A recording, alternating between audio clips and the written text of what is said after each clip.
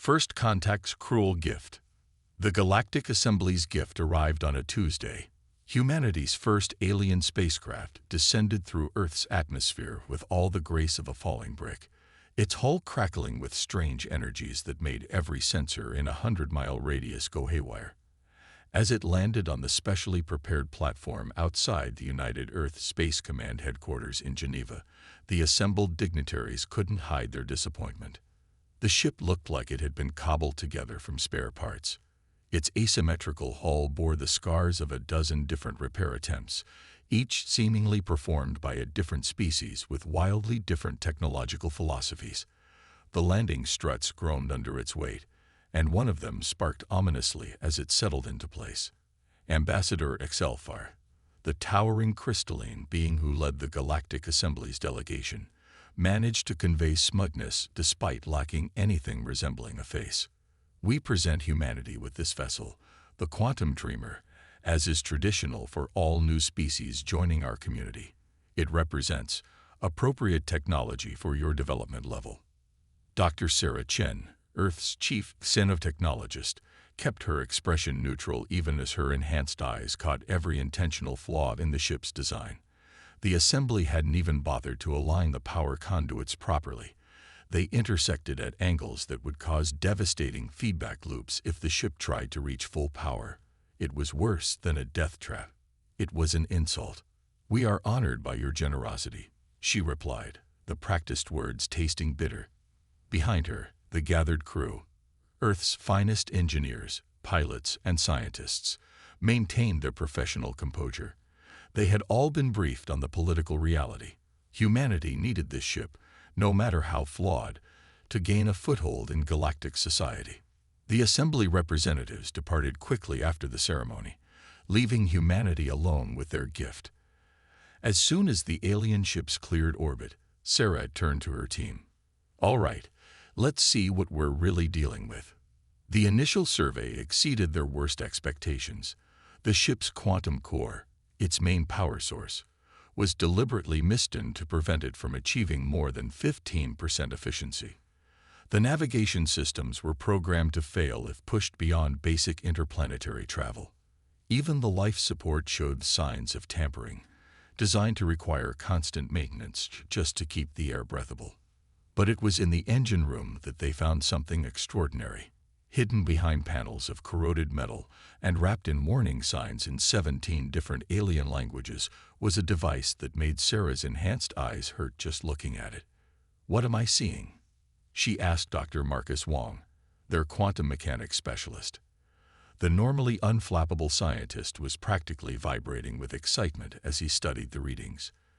"They didn't give us a ship," he said, his fingers dancing across his holographic interface.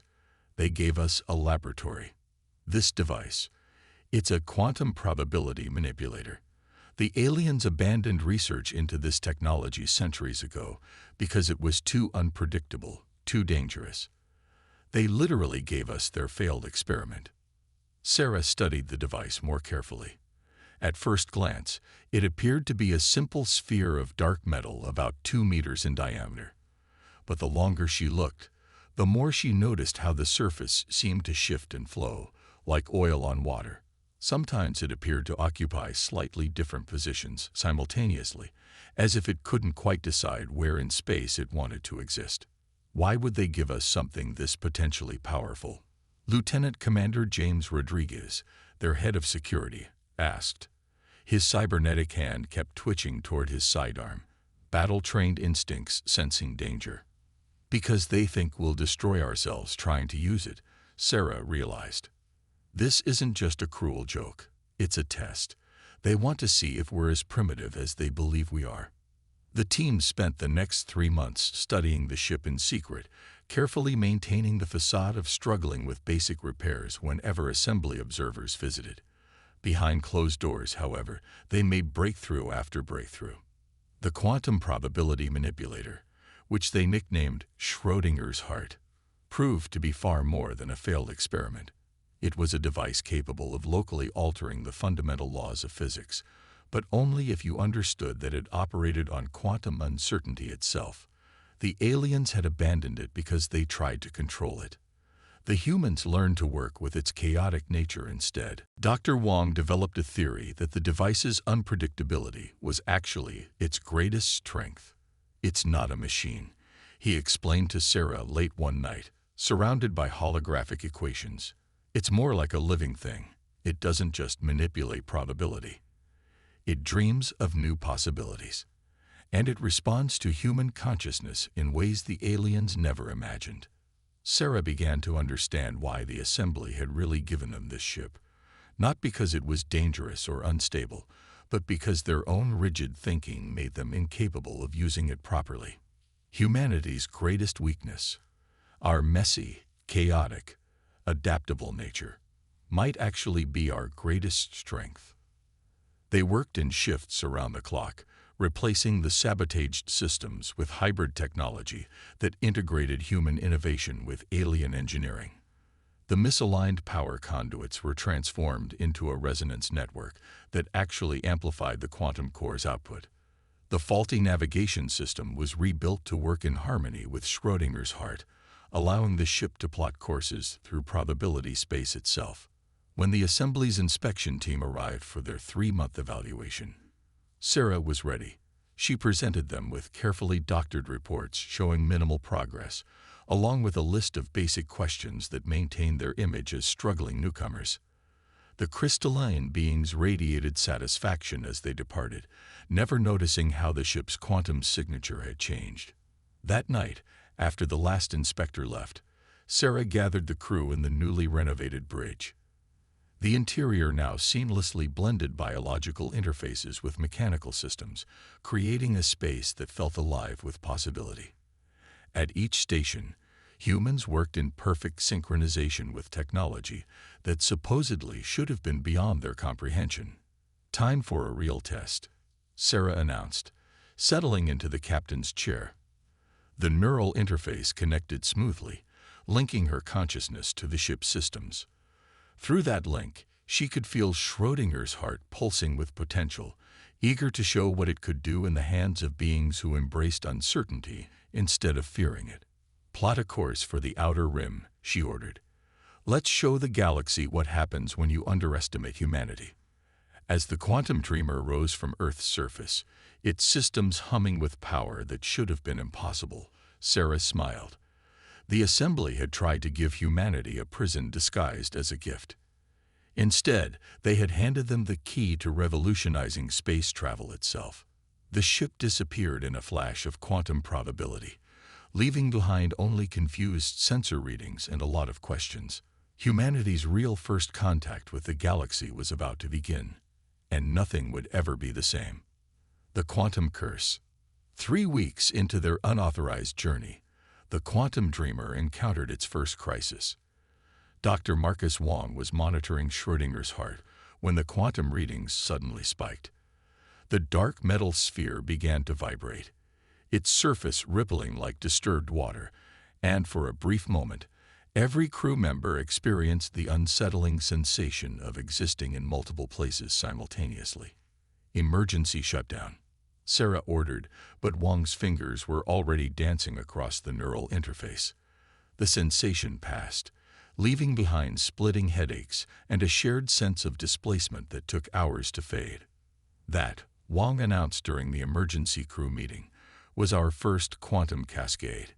He projected a hologram showing the event's data. "The heart isn't just manipulating local probability. It's creating quantum entanglements on a massive scale. Each time we use it, we're literally linking different possible realities together." Lieutenant Rodriguez leaned forward, his cybernetic eye whirring as it analyzed the data. "Are you saying we're breaking down the barriers between parallel universes?" "More like blurring the lines between what could be and what is," Wong explained. "The aliens abandoned this technology because they couldn't control which possibilities became real. But they were asking the wrong question. We shouldn't be trying to control it. We need to learn to surf the quantum waves." Sarah studied the crew's faces. They had all volunteered for this mission knowing the risks, but this was beyond anything they'd imagined. Options. Dr. Elena Santos, their theoretical physicist, spoke up. I've been studying the alien warning glyphs around the heart. They're not just warnings. They're research notes. The last species to experiment with this technology tried to use it as a weapon. They thought they could collapse enemy ships into their lowest probability state, essentially erasing them from existence. What happened to them? Sarah asked, though she suspected she knew the answer. They disappeared completely. No trace of their civilization remains except these warnings. The quantum backlash must have been catastrophic. Alina's dark eyes gleamed with excitement rather than fear, but they were forcing the technology to do something against its nature. We need to work with it instead. Over the next few days, they developed a new approach. Instead of trying to direct the quantum fluctuations, they learned to predict them. Alina created an algorithm that could detect the subtle patterns in reality's fabric just before a cascade began. Wang modified the ship's systems to ride these waves of probability rather than fight them. The breakthrough came from an unexpected source. Dr. Yuki Tanaka, their xenobiologist, noticed something strange in the crew's medical scans. "Our brains are changing," she reported, pointing to the subtle alterations in their neural patterns. "We're not just controlling the heart, it's connecting with us, teaching us to think in quantum terms." This revelation led to a complete redesign of how they interacted with the ship. The neural interfaces were recalibrated to work with their evolving consciousness rather than fighting it. They discovered that human intuition, that gut feeling that helped our ancestors survive on the savannas of Africa, was perfectly suited to navigating probability space. The quantum dreamer transformed from a mere vessel into a living extension of its crew. They learned to feel the quantum fluctuations coming, to dance with the possibilities rather than trying to chart rigid courses through space. The ship's reality-bending capabilities grew stronger as they accepted and embraced the uncertainty principle at its heart. But their progress didn't go unnoticed. 6 weeks into their journey, they detected the first assembly pursuit vessel. The massive ship, all crystalline angles and geometric perfection, dropped out of conventional space directly in their path. "They're hailing us," Rodriguez reported, his tactical display showing weapons powering up. Sarah straightened in her captain's chair, feeling the quantum possibilities swirling around them. "Open a channel." Ambassador Zelfar's crystalline form shimmered on their main screen. "Captain Chen, you have stolen assembly property and violated numerous safety protocols. Power down your systems and prepare to be towed back to Earth for disciplinary action." Sarah felt the heart pulse through her neural link, suggesting possibilities that the aliens had never dreamed of. "I'm afraid we can't do that, Ambassador. This ship was a gift to humanity, and we've simply learned to use it properly." "That device is too dangerous for primitive minds to comprehend," Zelfar insisted. "You have no idea what forces you're playing with." "On the contrary," Sarah replied, noting how the ambassador's crystalline form seemed to vibrate with alarm as their sensors detected the quantum fluctuations building around the dreamer. "We understand exactly what we're doing. We're embracing chaos instead of fearing it. Evolution instead of stagnation. The quantum realm isn't a tool to be controlled. It's a partner to dance with." "This is your final warning," Selther declared. "Power down, or we will be forced to fire." Sarah shared a knowing look with her crew. They had practiced for this moment, testing theories that would have given the assembly scientists nightmares. "Fire if you must, Ambassador, but I should warn you. In quantum mechanics, the act of observation affects the outcome. And right now, you're observing something that exists in many states simultaneously." The assembly ship launched its attack, a barrage of conventional energy weapons that would have vaporized any normal vessel. But the quantum dreamer was no longer bound by normal physics. As the beams approached, Wang activated their quantum field, and probability itself bent around them. From the assembly ship's perspective, the dreamer appeared to be in dozens of places at once, each version slightly out of phase with reality. Their weapons passed harmlessly through the quantum shadows, while the real ship existed in a state of quantum superposition, both here and elsewhere simultaneously. "Impossible," Selfar breathed, their crystalline form flickering with distress. You've turned it into a quantum computer capable of calculating and manifesting multiple probability states simultaneously, Wang finished proudly. Turns out human minds are quite good at handling paradox. We've had plenty of practice. Our favorite stories are full of them. Before the ambassador could respond, Sarah gave the order. The quantum dreamer slipped sideways through probability space, leaving behind a very confused assembly vessel and a growing realization throughout the galaxy. Humanity had not only mastered the technology that had defeated every other species, they had transcended it. As they stabilized in a new region of space, surrounded by stars that no human had ever seen, Sarah felt the heart's satisfied pulse through their neural link. They had passed the first real test, but she knew there would be more challenges ahead. The assembly wouldn't give up easily, and the quantum realm still held many mysteries to explore. Plot a course for the nearest populated system, she ordered. It's time to show the galaxy what humanity can really do. The quantum dreamer hummed with possibility as it carved its way through space-time, leaving behind old limitations and sailing toward a future where the only constant was change itself.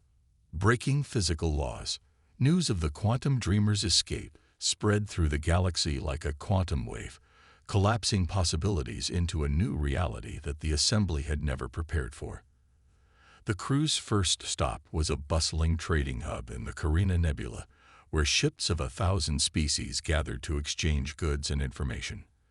As they dropped out of probability space, their arrival caused every sensor in the system to simultaneously malfunction.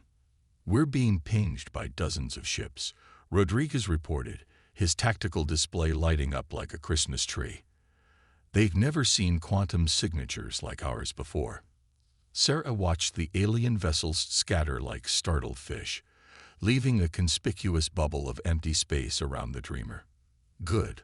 Let them look. It's time to show the galaxy that humanity isn't just surviving. We're innovating." Dr. Elena Santos had made a fascinating discovery during their journey. The quantum fluctuations they'd learned to navigate weren't just affecting space. They were bending time itself. "Look at this," she explained, projecting a complex mathematical model. "Each time we enter probability space, we're not just moving through different possible locations. We're surfing through moments that could have been, might be, or never were." This revelation led to their next breakthrough. Wang and Elena worked together to modify the ship's sensors, allowing them to peer through the quantum foam of reality itself. What they saw changed everything they thought they knew about the universe. "The assembly's been lying to everyone," Wang announced during a crew briefing.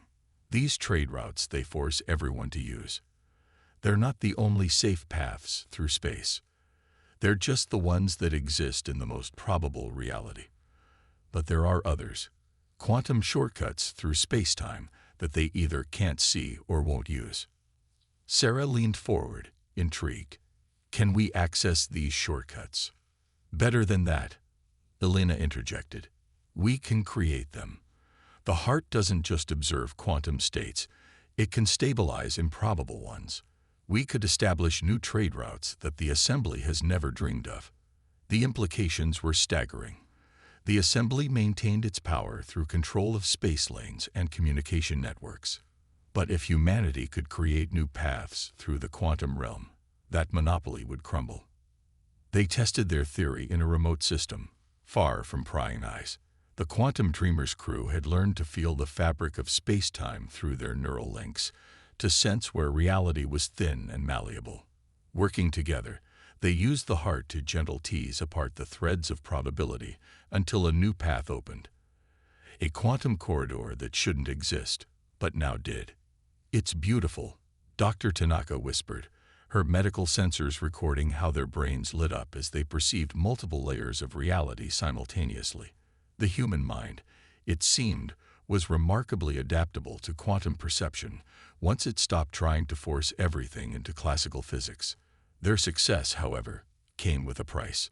The assembly, humiliated by their escape and frightened by their growing mastery of quantum technology, had placed a bounty on the quantum dreamer, Hunter ships began appearing in system after system, drawn by the promise of advanced technology and the prestige of capturing the rogue human vessel. But catching a ship that could exist in multiple states of probability proved impossible. When cornered, the dreamer would simply shift sideways through quantum space, leaving their pursuers firing as shadows. The crew learned to use the quantum corridors they created to move invisibly through assembly space, gathering allies among species who had grown tired of crystalline bureaucracy and rigid rules. The turning point came when they encountered the Nomad fleet, ships of various species who had rejected assembly control generations ago. Unlike the assembly's geometric perfection, their vessels were organic, grown rather than built, adapted to survive in the spaces between conventional reality. The Nomad's leader, a being of pure energy called the Wandering Light, recognized something kindred in humanity's approach to quantum mechanics. You understand. It communicated directly into their minds, its thoughts carrying the weight of centuries. The universe is not a machine to be controlled, but a symphony of possibilities to be conducted. From the Nomads, they learned new ways to work with quantum reality. The heart wasn't just a tool for navigation or defense. It was a key to understanding the fundamental nature of existence itself. Every particle in the universe existed in a state of quantum superposition until observed. By carefully manipulating these observations, they could literally rewrite local reality. WAM worked with Nomad scientists to expand their capabilities. They learned to create stable quantum fields that could temporarily alter physical constants within a defined space. Gravity, electromagnetic force, even the strong nuclear force, all became variables to be adjusted rather than immutable laws. The assembly's response was predictable. They declared both humanity and the Nomads to be dangers to galactic stability. A fleet of crystalline warships was assembled, armed with weapons designed to collapse quantum fields and force reality into a single assembly-approved state. But Sarah and her crew had prepared for this moment. During their time with the Nomads, they had discovered something the assembly had spent millennia trying to suppress: the quantum nature of consciousness itself. Human minds, working in harmony with the heart, could directly influence probability at the quantum level. As the assembly fleet approached their position, Sarah gathered her crew on the bridge. Through their neural links, they could feel the quantum possibilities swirling around them, each choice creating new branches of reality.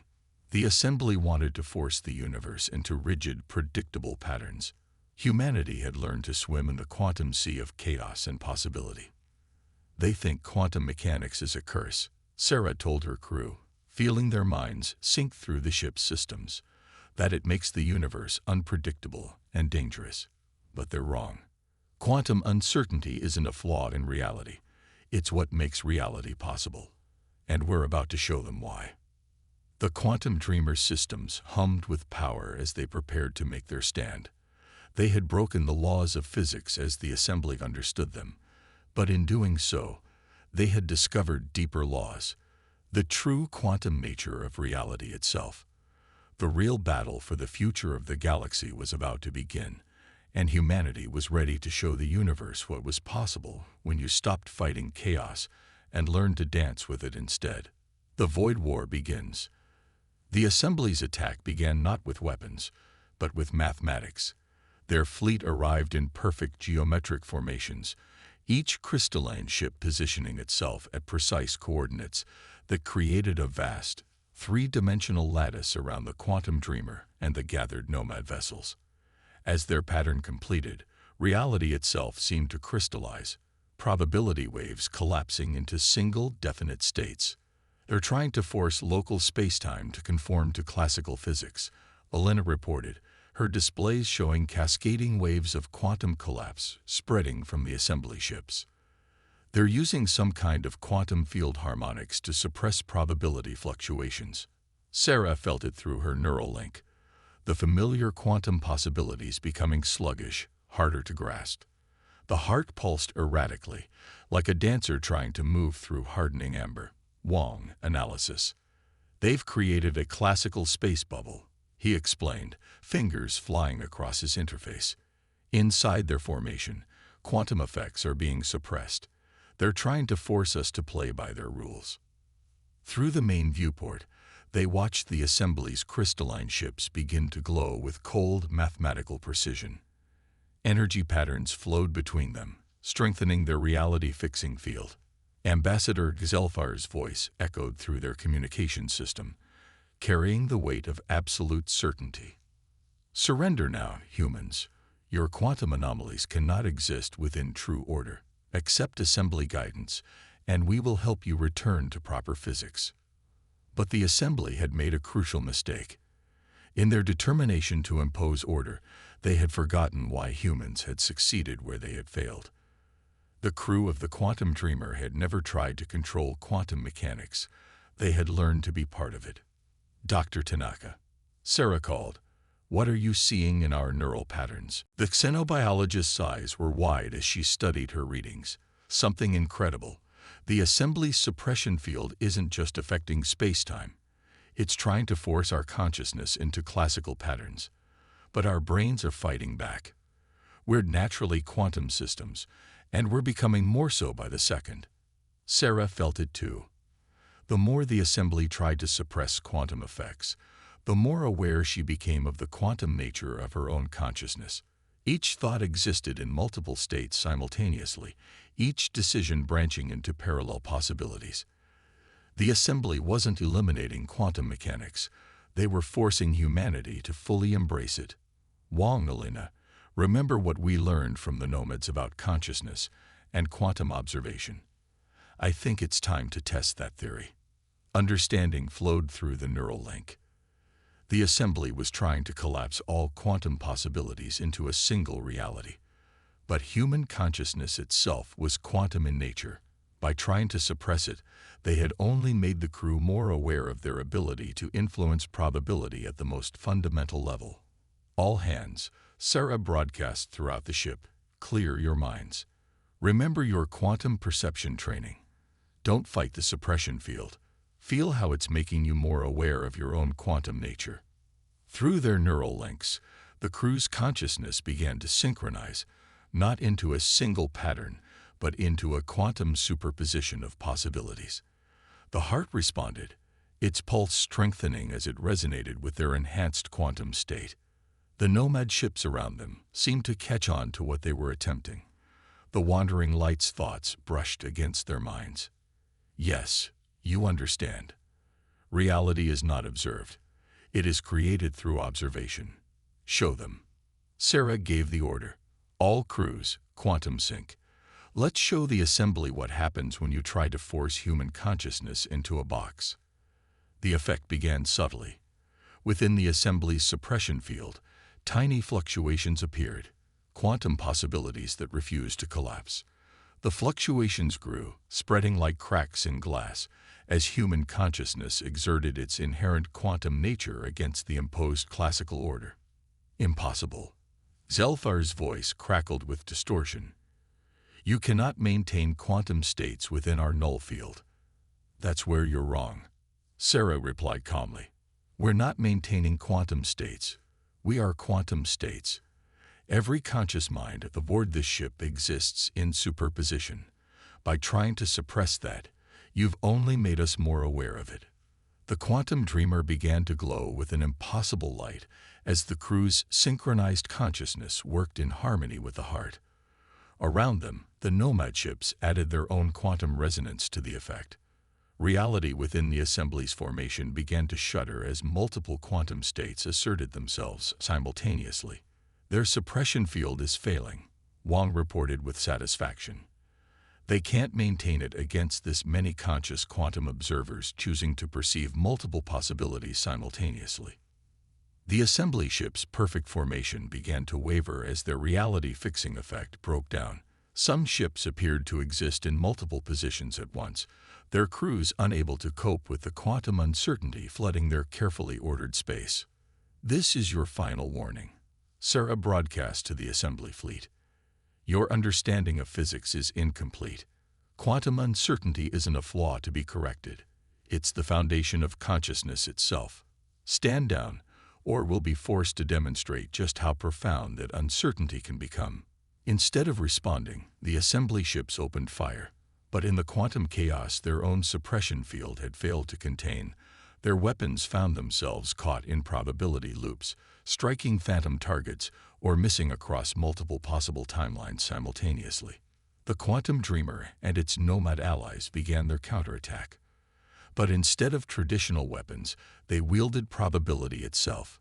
Each human crew member, their quantum consciousness now fully awakened, became a focal point for reality manipulation. The heart amplified their effects, creating cascading waves of quantum possibility that the assembly's rigid ships simply couldn't adapt to.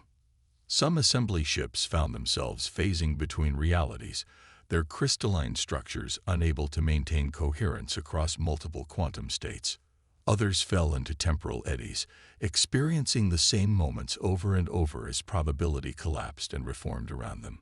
A few simply vanished, slipping sideways into parallel timelines where the battle had never begun. Through it all, Sarah and her crew maintained their quantum sync, their consciousness expanding to encompass possibilities that the assembly had never dreamed possible.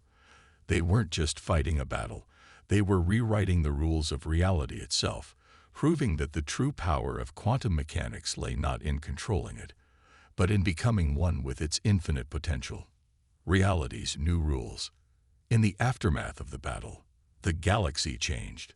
Not metaphorically, but literally.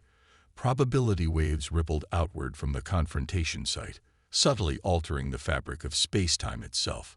The assembly's attempt to suppress quantum mechanics had backfired spectacularly, awakening something that had laid dormant in conscious beings for millennia. The quantum dreamer hung in space, surrounded by nomad ships and the scattered remains of the assembly fleet. Those crystalline vessels that hadn't fled or vanished into parallel realities drifted powerlessly, their crews struggling to comprehend what they'd witnessed. Through it all, Schrödinger's heart pulsed with a new rhythm, as if it too had evolved during the conflict. "We're receiving signals from across the galaxy," Rodriguez reported, his tactical display alight with incoming transmissions. Other species, they felt what happened. The quantum awakening wasn't just limited to our battle zone. Dr. Tanaka's medical sensors confirmed it.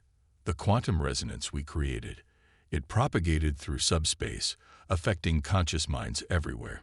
We didn't just prove quantum consciousness was possible, we activated it on a galactic scale. Through their neural link, Sarah could feel the change.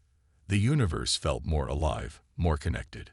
Quantum possibilities that had once been subtle and hard to grasp now shimmered openly at the edges of perception. The assembly's rigid definition of reality had been shattered, replaced by something far more complex and beautiful. "Incoming transmission," Rodriguez announced. It's from everywhere." The main screen lit up with a cascade of images, representatives from hundreds of species, all reporting the same experience.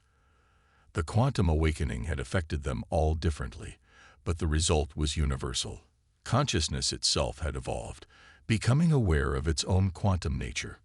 Among the chaos of signals, the wandering light's thoughts reached out to them. "You have done more than win a battle, humans. You have reminded the galaxy of what it once was, and what it could be again." The light's energy form shimmered with multiple possibilities as it continued. Long ago, before the assembly arose, conscious beings understood their quantum nature. But fear of chaos led to a desire for absolute certainty. The assembly's rise was a symptom, not a cause. They represented our collective desire to force reality into predictable patterns. Dr. Wang's instruments were recording unprecedented levels of quantum activity throughout local space. The suppression field didn't just fail, he realized. It acted as a catalyst. By trying to force quantum consciousness into classical patterns, it made the quantum nature of consciousness impossible to ignore. Sarah stood on her bridge, feeling the pulse of possibility flowing through ship and crew alike. So what happens now? The answer came from an unexpected source. Ambassador Zelthar's crystalline form appeared on their screen, but it was changed. Instead of rigid geometric patterns, The crystal structure now flowed like liquid light, expressing quantum uncertainty in its very form. We were wrong, Selthar admitted, their voice carrying harmonics of multiple possible statements simultaneously. The assembly sought to impose order on chaos, certainty on quantum probability.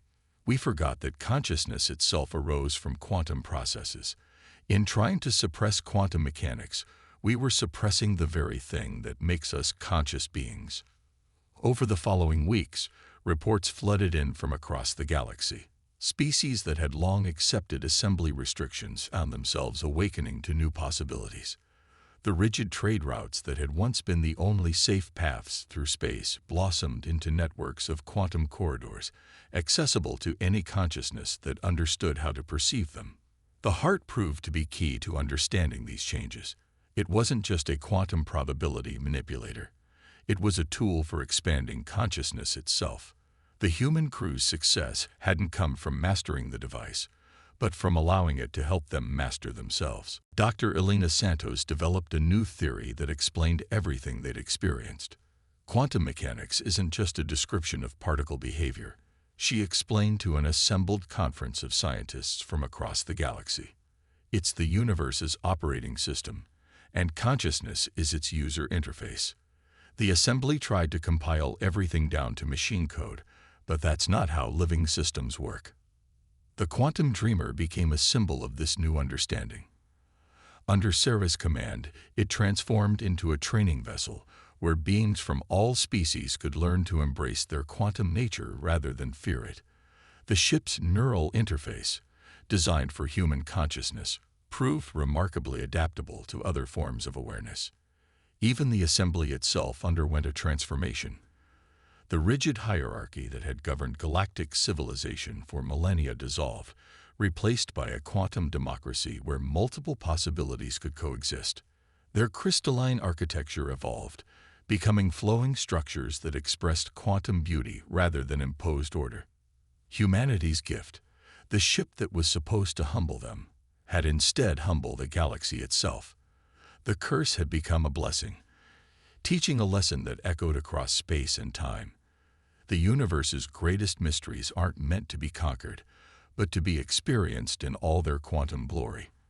A year after the battle, Sarah stood on the Dreamer's observation deck, watching probability waves dance across the quantum corridors that now connected the galaxy.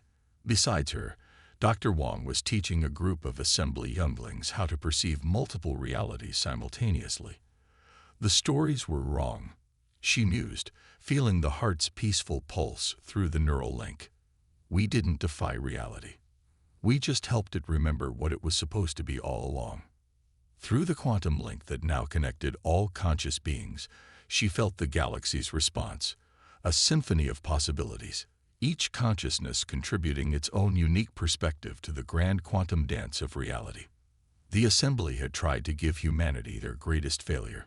Instead, they had given the galaxy its greatest gift, the reminder that in a quantum universe, consciousness itself is the greatest force for change, and humanity, with its chaotic, adaptable, ever-curious nature, had turned out to be exactly what the galaxy needed to wake up to its true potential.